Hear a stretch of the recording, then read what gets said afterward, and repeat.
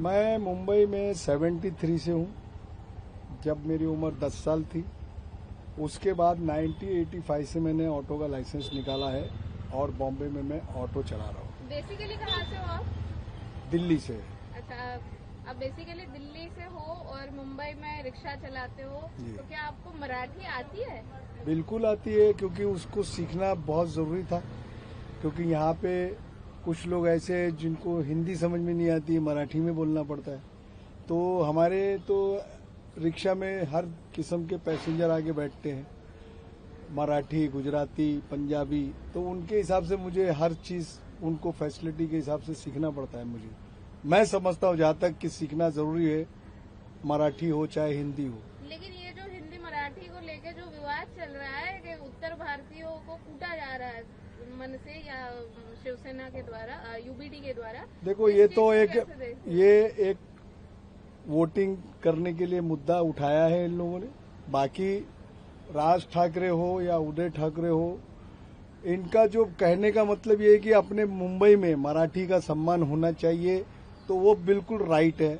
क्योंकि जब मराठी में महाराष्ट्र में रहते हैं, यहाँ की रोटी रोजी खाते हैं, तो हमें मराठी सीखना बहुत जरूरी है। ये चीज बहुत कम लोग समझ पाते हैं कि हमको जिस देश में, जिस राज्य में रह रहे हैं, उस राज्य को हमें उसका सम्मान देना चाहिए और उसके लिए मुझे मराठी सीखना चाहिए। अब मराठी नहीं आती है ऐसा बोलने से तो काम नहीं होगा। आपको रुपए में 4 आना तो मराठी आती होगी। अगर आपसे कोई पूछता है कि मराठी आती है, तो आप जवाब दे सकते हो जी आती है। उल्टा जवाब आप नहीं दे सकते कि मराठी नहीं बोलेंगे या मराठी नहीं आती तो आपको क्या करना है। ये गलत हो जाता है, क्योंकि जिस राज्य में आप खा कमा रहे हो उस राज्य की इज्जत करो। अभी हम हर एक इंसान को इज्जत से, हर भाषा को इज्जत से देखते हैं, वो चाहे हिंदू हो चाहे मुस्लिम हो। अभी कुछ लोग एक आखिरी सवाल एक ऐसे पूछना था आपको कि आपने कहा कि आप दिल्ली से हो जी, मतलब आप नॉर्थ इंडियन हो, आप महाराष्ट्र में ऑटो चलाते हो, तो क्या ये जो मराठी आनी चाहिए, तो क्या आप उद्धव ठाकरे या राज ठाकरे से सहमत हो?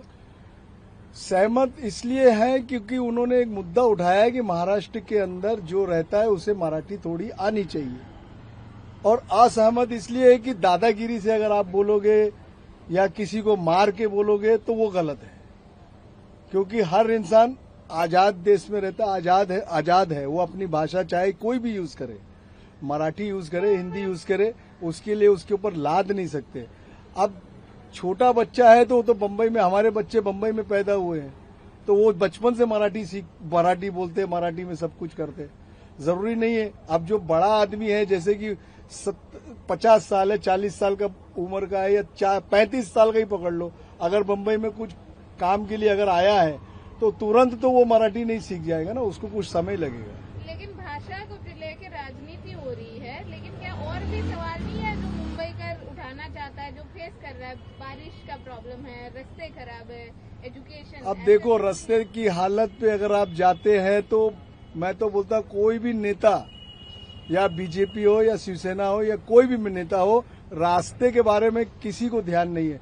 अभी आप ये समझ लीजिए कि घोड़बंदर थाना का रोड आप देखेंगे तो आप चला नहीं पाओगे गाड़ी। भाषा का विवाद जरूरी है या बाकी जो बेसिक क्वेश्चंस है आपके वो जरूरी है? देखो, भाषा का विवाद भी सही है और बेसिक क्वेश्चन तो इम्पोर्टेंट है, वो भी इम्पोर्टेंट है। अगर आप यहाँ के नेता हो, आप यहाँ पे पूरा महाराष्ट्र संभाल रहे हो, तो आपको छोटी छोटी चीजों का भी सब ज्ञान है, सब मालूम है। तो वो चीज छोड़ के आप सिर्फ भाषा के पीछे जाएंगे तो गलत है।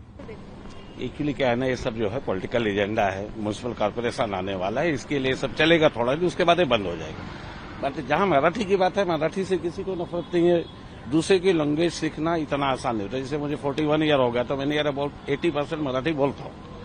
कुछ लोग हैं जो नए लोग आते हैं, 2-4 साल में वो दूसरे की लैंग्वेज को इतना जल्दी इजीली जो है नहीं सीख सकते। ये है कि लोगों को प्रयत्न करना चाहिए, कोशिश करनी चाहिए, थोड़ी बहुत लैंग्वेज यहाँ की लोकल लैंग्वेज सीखना चाहिए, जिसको रेगुलर यहाँ रहना है। जो लोग ट्रांजिट है, आते जाते रहते हैं, बैंक के कर्मचारी हैं, बहुत सारे ऐसे जो सेंट्रल से जो है मतलब जॉब करते हैं, उनका आना जाना लगा रहता है, वो कहाँ पे सीख पाएंगे? उनके पास टाइम नहीं है, वक्त नहीं है। लेकिन तो यहाँ से बहुत टाइम से रह रहे हैं, उनको पीटा जा रहा है। हाँ, मगर वो गलत कर रहे हैं। एक्चुअली ऐसा होना नहीं चाहिए। मगर जहाँ रही मराठी की बात, ठीक है, मराठी हमारी लैंग्वेज लोकल है मुंबई, अगर आप लोकल यहाँ रहते हो तो थोड़ी बहुत आपको कोशिश भी करनी चाहिए, सीखनी चाहिए, क्योंकि उससे उनका खुद का फायदा है। कहीं कहीं ऐसी जगह होती है जहाँ पे आपको मतलब उसी चीज की जरूरत पड़ती है। मगर ये जो अभी चल रहा है ये तो एक खाली पॉलिटिकल एजेंडा है। इसको अगर आपको करना है तो इसकी एडवर्टाइजिंग करो, समाज में जागरूकता लाओ कि भाई इस लैंग्वेज को भी सीखो, आपका फायदा, इसमें नुकसान नहीं है। क्योंकि आदमी को जो है ना, जितनी ज्यादा लैंग्वेज आती है उतना उसका खुद का बेनिफिट है। अगर कोई नहीं, अगर जिसको आता है तो उसके साथ ये जो मारपीट का है ये गलत है, ये ऐसा नहीं होना चाहिए। क्योंकि हमारे देश में बहुत सारी लैंग्वेज है, सब अपने अपने लैंग्वेज को एक दूसरे में थूकने लगेंगे तो लोग लैंग्वेज ही सीखते रह जाएंगे, दूसरा काम धंधा जो है नहीं कर पाएंगे। क्योंकि हिंदुस्तान में आप जानते हो, आखिरी सवाल ऐसा कि आपने कहा कि आप यूपी से हो, यूपी में भी काफी भाषाएं बोली जाती है, और यूपी में जैसे अवधी हो गई, भोजपुरी हो गई है वहाँ, लेकिन कहीं कहते हैं कि नहीं ये लैंग्वेजेस कम बोली जा रही है, हिंदी का प्रभाव है। क्या ऐसे ही मराठी के साथ हो जाएगा कि ये लुप्त हो जाएगी? नहीं, ये लुप्त कैसे हो जाएगी? लुप्त थोड़ी हो गई। स्टेट की अपनी लोकल भाषा है, जो है लोग यहाँ के जो लोग हैं उनको बोलने की, जो यूपी में लोग रहते हैं अपनी लैंग्वेज बोलते हैं, दूसरी जगह जाते हैं हिंदी सीखते हैं। यूपी में कोई बंदी नहीं है ना? नहीं, यूपी में बंदी नहीं बोलनी होगी ऐसा तो कहीं पे भी नहीं है।